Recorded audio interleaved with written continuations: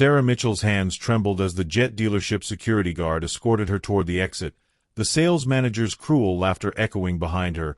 Jets are for real businessmen, not little girls playing dress-up. What they didn't know was that her husband owned the world's largest private medical jet fleet, and by tomorrow morning, 27 of his aircraft would be landing right outside their doors. Sarah Mitchell walked through the glass doors of Sterling Aviation, her worn sneakers squeaking against the polished marble floor. She had driven 2 hours to reach this dealership, clutching a folder of research about medical transport jets. Her simple jeans and faded college sweatshirt made her stand out like a weed in a garden of expensive suits. The showroom sparkled with million-dollar aircraft. Sleek jets lined the floor like gleaming metal sculptures. Sarah had never seen anything so beautiful or intimidating. She approached the nearest aircraft, a white jet with silver trim, and pulled out her notebook. "Excuse me, miss." A sharp voice cut through her concentration. Marcus Sterling strutted toward her, his Italian leather shoes clicking with each step. His perfectly styled hair and gold watch screamed money and arrogance. "Are you lost? The coffee shop is across the street." Sarah looked up from her notes. "Actually, I'm here to buy a jet for my husband's medical practice. He runs emergency transport missions." Marcus burst into laughter that echoed off the high ceiling. Other customers turned to stare. "A jet? Sweetheart, do you have any idea what these cost?" "I've done my research," Sarah replied calmly, opening her folder. "I'm looking for something that can carry medical equipment and reach remote areas quickly." "Listen, honey." Marcus stepped closer, towering over her. "These aren't toys from a hobby shop. We're talking about serious money here. More money than you'll see in 10 lifetimes. Jennifer Walsh, his assistant, giggled behind her designer purse. She whispered something to another salesman, who smirked and shook his head. Sarah felt heat rise in her cheeks but kept her voice steady. "Could you show me the specifications for that Cessna Citation?" "The Citation?" Marcus glanced at the aircraft worth $3 million. "That's not for people like you. Maybe try the used car lot downtown. They might have a nice minivan." A small crowd had gathered now. Wealthy customers in expensive clothes watched the scene unfold like entertainment. Some pulled out their phones, recording Sarah's humiliation. "I'm serious about making a purchase," Sarah insisted, clutching her folder tighter. "My husband saves lives. We need reliable aircraft for emergency missions." Marcus rolled his eyes dramatically. "Your husband? What does he do? Drive an ambulance?" "Look around you, little girl. This is where real businessmen buy real aircraft, not where housewives come to daydream." Sarah's hands began to shake slightly, but she refused to back down. "My money is just as good as anyone else's." "Your money?" Marcus laughed again, louder this time. "What did you do? Save your babysitting earnings? These jets cost more than most people's houses." Jennifer stepped forward with a cruel smile. "Maybe she's confused. The toy store is at the mall." The crowd chuckled. Sarah felt dozens of eyes judging her, dismissing her, treating her like a child who had wandered into the wrong place. "I think you should leave," Marcus said firmly, "before you embarrass yourself further. This is a serious business for serious people." Sarah closed her folder slowly. Her face burned with shame, but she lifted her chin with quiet dignity. "I understand perfectly now." She walked toward the exit, each step feeling like a mile. Behind her, she heard Marcus's voice carrying across the showroom. "Some people just don't know their place in the world." Sarah pushed through the glass doors into the parking lot, her eyes stinging with tears she refused to shed. She pulled out her phone with trembling fingers and dialed her husband's number. What Marcus Sterling didn't know was that Dr. James Mitchell had been sitting in his car the entire time, watching every moment of his wife's humiliation through those same glass windows. Dr. James Mitchell gripped his steering wheel until his knuckles turned white. From his black sedan, he had witnessed every cruel word, every dismissive gesture, every moment of his wife's public humiliation. His jaw clenched as he watched Sarah exit the building, her shoulders slightly slumped but her head still held high. His phone buzzed. Sarah's name appeared on the screen. "James." Her voice was steady, but he could hear the hurt underneath. "I'm done here. They wouldn't even let me look at the brochures." The man said jets are for real businessmen, not housewives with babysitting money. James closed his eyes, rage building in his chest like a storm. "Come home, sweetheart. We'll talk tonight." That evening, Sarah sat curled up on their living room couch, still wearing the same clothes from her disastrous dealership visit. Their mansion felt too big, too quiet. She stared out the window at their perfectly manicured gardens. "Maybe they were right," she whispered when James sat beside her. "Maybe I don't belong in that world. Maybe I was foolish to think I could just walk in and buy a jet." James took her hands gently. "Sarah, you've raised $42 million for children's hospitals.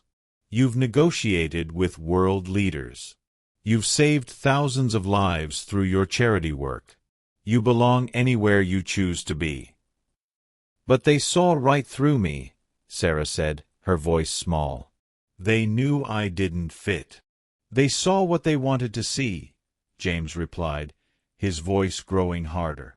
"They saw a woman in casual clothes and decided she couldn't possibly have money or power. They were wrong on both counts." Sarah looked at her husband's face. Something cold and determined flickered in his eyes. "James, what are you thinking?" He stood up and walked to his office, returning with his laptop. His fingers flew across the keyboard, pulling up files that made Sarah's eyes widen. "Tomorrow morning," James said quietly, "Marcus Sterling is going to learn something about making assumptions." He pulled out his phone and dialed a number. "Mitchell Holdings, this is James. I need you to prepare the entire Atlantic medical fleet for deployment. All 27 aircraft." Sarah stared at him in confusion. "James, what are you planning?" "Education," he replied, his smile cold as winter. "Sterling Aviation is about to discover exactly who they dismissed today." He made another call. "Captain Rodriguez? I need the fleet relocated to Sterling Regional Airport by 9 a.m. tomorrow." "Yes, the entire fleet. Make sure every pilot wears full dress uniform." Sarah's heart began to race. "James, you're scaring me a little." "Don't be scared," James said, closing his laptop with a soft click. "Be excited. Tomorrow, that arrogant fool learns what happens when you humiliate Dr. James Mitchell's wife." He pulled up news articles on his phone, showing Sarah headlines from around the world. "Mitchell Medical Enterprises saves hurricane victims." "Billionaire doctor's fleet delivers supplies to war zone."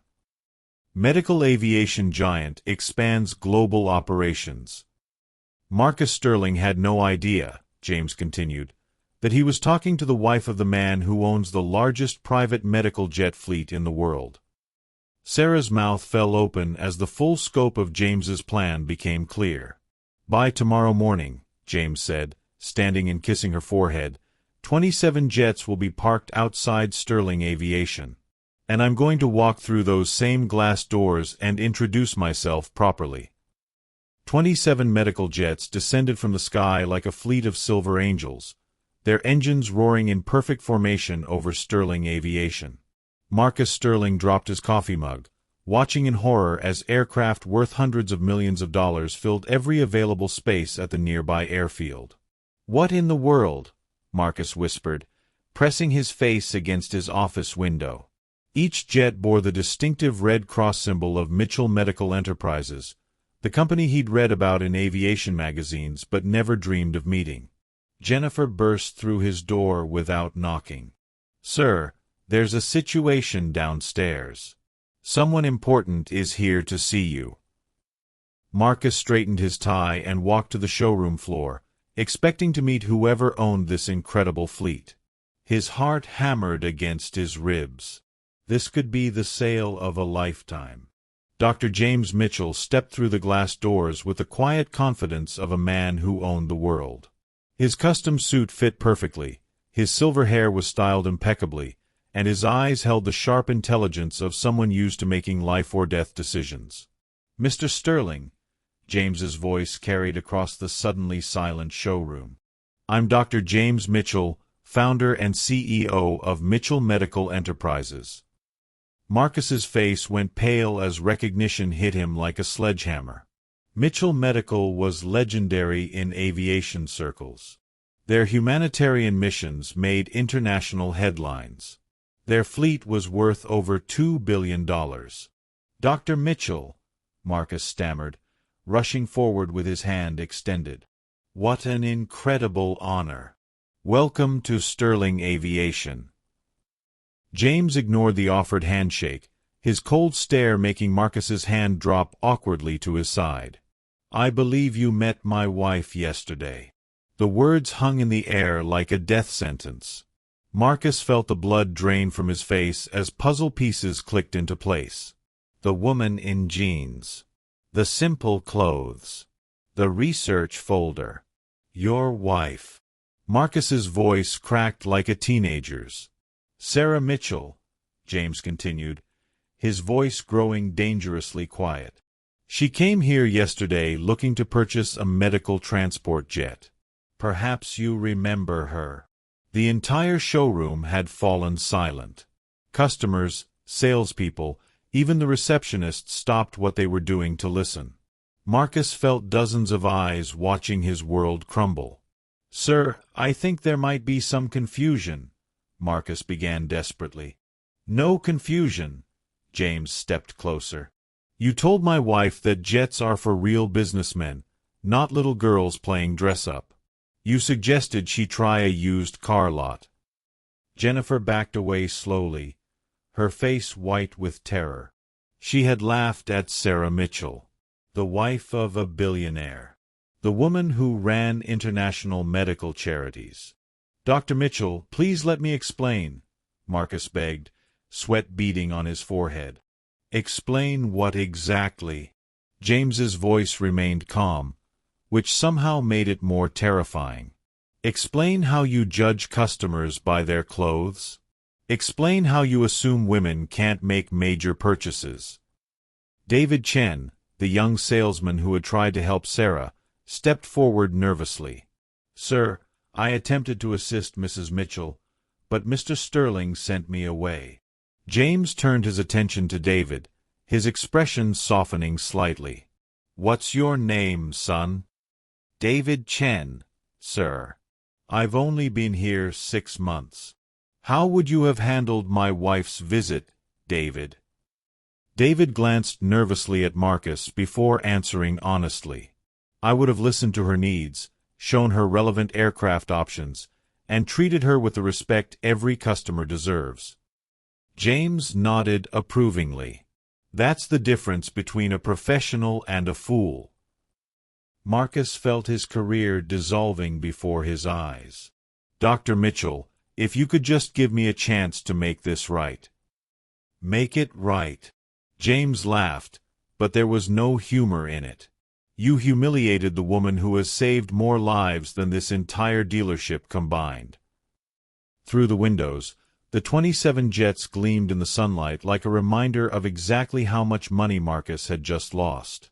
Each aircraft represented millions of dollars in potential business.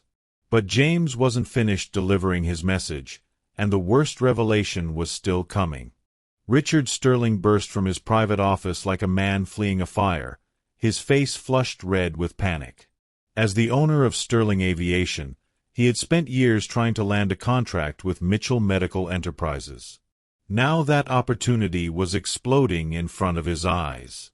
"James," Richard gasped, using the first name like they were old friends. "I had no idea you were visiting us today." "Hello, Richard," James replied icily. "Your son just destroyed what could have been the largest contract in your company's history." Richard's eyes darted between his son and the billionaire whose business he'd desperately wanted for years. "What exactly happened here?" "Your sales director insulted my wife yesterday, treating her like a foolish child because she wore jeans instead of designer clothes."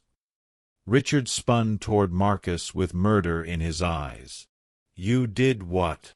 "Dad, I didn't know who she was," Marcus pleaded, sweat dripping down his face.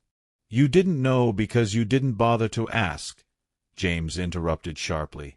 "You made assumptions based on her appearance and gender." The showroom door chimed softly as Sarah entered, having arrived to support her husband. Every head turned toward the simply dressed woman they had all dismissed 24 hours earlier. Her quiet dignity made the expensive surroundings seem suddenly cheap. Marcus stared at Sarah in absolute horror, finally understanding the magnitude of his mistake. This wasn't just any angry customer. This was the wife of one of the most powerful men in aviation. "Mrs. Mitchell," Richard approached Sarah with genuine fear in his voice. "I cannot begin to express how sorry I am for what happened here." Sarah looked around the room at the same faces that had watched her humiliation yesterday. The customers who had laughed. The staff who had snickered. The man who had called her a little girl playing dress-up. "Mr. Sterling," Sarah said quietly, her voice carrying more authority than Marcus had ever possessed, "apologies are easy. Actions are what matter." James placed a protective arm around his wife's shoulders. "We came here yesterday as potential customers. Sarah wanted to surprise me with a gift for our medical missions. Instead, she was treated like garbage." Marcus finally found his voice, though it came out as a whisper. "Mrs. Mitchell, I am so truly sorry. If I had known who you were—" "Exactly," Sarah interrupted, her eyes flashing with controlled anger. "If you had known who I was. But you should treat every customer with respect, regardless of who they are or what they look like." Jennifer had retreated to the far corner of the showroom, trying to make herself invisible. She remembered laughing at Sarah's simple clothes, making jokes about babysitting money. Now those jokes felt like daggers in her chest. "The fleet outside," James gestured toward the windows where the 27 jets dominated the skyline, "represents our current medical operation. We save lives in disaster zones, transport critical patients, deliver supplies to remote hospitals."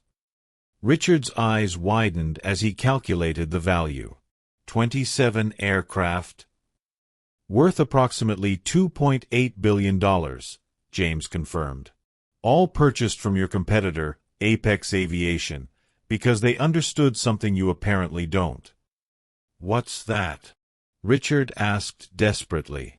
"That respect isn't determined by dress code," Sarah answered. "That women can make business decisions just as well as men. That judging people by their appearance says more about you than it does about them." Marcus sank into a nearby chair, the full weight of his prejudice crushing down on him. He had lost the sale of a lifetime because he couldn't see past a pair of jeans. But James had one more surprise that would reshape everything at Sterling Aviation forever. James Mitchell pulled out his phone and showed Richard Sterling a contract worth $50 million, but the billionaire's next words would shock everyone in the room. "We're prepared to give Sterling Aviation one final chance to prove they've learned something from this experience." Richard's hands trembled as he stared at the document. "A chance? Dr. Mitchell, we don't deserve your business after what happened." "You're right," Sarah spoke up, her voice steady but firm. "But there's someone here who does deserve recognition." She turned toward David Chen, the young salesman who had tried to help her yesterday. "David treated me with respect when no one else would. He saw a potential customer, not someone to dismiss." David's eyes widened in surprise. He had expected to be fired after witnessing the disaster with the Mitchell family. Which is why, James continued, David will be handling our account exclusively. If Sterling Aviation wants our business, it goes through him. Marcus felt his world collapse completely. The biggest sale in company history was slipping through his fingers, going to the newest employee instead. Furthermore, Sarah added, we want to see real changes in how this dealership operates. Not just apologies, but action. Richard nodded desperately. Anything. What do you need? James handed him a business card. Dr. Patricia Williams runs diversity and inclusion training for Fortune 500 companies. Every employee here will complete her program. Of course, Richard agreed immediately. And Marcus, Sarah looked directly at the man who had humiliated her, you'll be volunteering at our children's medical charity for the next 6 months. Marcus looked up in shock. Volunteering. You need to understand who you were really talking to yesterday, Sarah explained. I don't just write checks for medical charities. I work directly with sick children, their families, people who have nothing but still treat others with kindness. Jennifer stepped forward nervously. Mrs. Mitchell, what about me? I laughed at you too. Sarah studied the young woman who had mocked her clothes and dreams. You'll join Marcus in the volunteer program. Maybe working with children who are fighting for their lives will teach you both about real strength. James opened his briefcase and pulled out purchase orders that made Richard's eyes bulge. These represent our East Coast expansion. 15 new medical jets, plus maintenance contracts for our existing fleet. 15. Richard whispered. Worth approximately $180 million over 3 years, James confirmed. But the contracts come with conditions. Name them, Richard said immediately. First, David Chen gets promoted to senior sales manager with full commission on our account. David looked like he might faint. A promotion after 6 months, handling the biggest client in company history. Second, every salesperson here completes sensitivity training within 30 days. Done, Richard agreed. Third, Sarah added, you establish a scholarship fund for young women interested in aviation careers. Too many girls are told they don't belong in this industry. Marcus watched his former position and commission disappear, going to someone who had shown basic human decency. The irony cut deep. And finally, James said, Sterling Aviation will sponsor our annual medical mission to Honduras. Your company name will be on our humanitarian flights, showing the world that you support women in aviation. Richard was already nodding before James finished speaking. Yes, absolutely. All of it. Sarah looked around the showroom one more time, at the faces that had judged her, at the luxury jets that represented dreams and aspirations. You know what I learned yesterday? She asked the gathered crowd. I learned that some people see a woman in simple clothes and assume she's powerless. They were wrong. But the biggest surprise was still coming, and it would transform Sterling Aviation forever. 6 months later, Marcus Sterling walked through the children's cancer ward at Boston Medical Center, his volunteer badge hanging around his neck like a badge of honor he'd finally earned. The arrogant salesman who had once dismissed Sarah Mitchell was gone, replaced by someone who understood the true meaning of strength. Mr. Marcus called 8-year-old Emma, a patient he'd been reading to for weeks. Did you bring the airplane book? Of course I did, Marcus smiled, sitting beside her hospital bed. Emma was fighting leukemia but dreamed of becoming a pilot someday. Her courage made Marcus ashamed of who he used to be. Across the hospital, Sarah Mitchell finished her rounds as head of the Children's Advocacy Program. She had personally funded the new pediatric wing and visited patients every week. Her simple clothes hadn't changed, but the respect she commanded was absolute. Mrs. Sarah, Emma called out as Sarah approached. Mr. Marcus was telling me about the lady pilot who flies the medical helicopters. Was he now? Sarah glanced at Marcus with surprise. 6 months of volunteering had transformed him completely. Emma wants to be a pilot, Marcus explained. I've been telling her about all the amazing women in aviation. Sarah sat on the other side of Emma's bed. You know, Emma, I happen to know someone who owns a lot of airplanes. Maybe someday you could see them up close. Emma's eyes went wide. Really? Back at Sterling Aviation, the transformation was equally dramatic. David Chen stood in his new office, reviewing contracts that had made him the youngest senior sales manager in company history. The scholarship fund for young women in aviation had already helped 12 students start their careers. Jennifer Walsh approached his desk nervously. Her time volunteering at the hospital had humbled her completely. David, the Mitchell Medical contract renewal is ready for your review. How's your volunteer work going? David asked. It's educational, Jennifer admitted.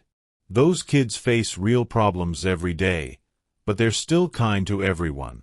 It makes you realize how petty workplace prejudices really are. Through the showroom windows, David could see the latest delivery from Mitchell Medical Enterprises. 3 brand-new jets, worth $60 million, all sold because one person had shown basic respect to a customer in casual clothes.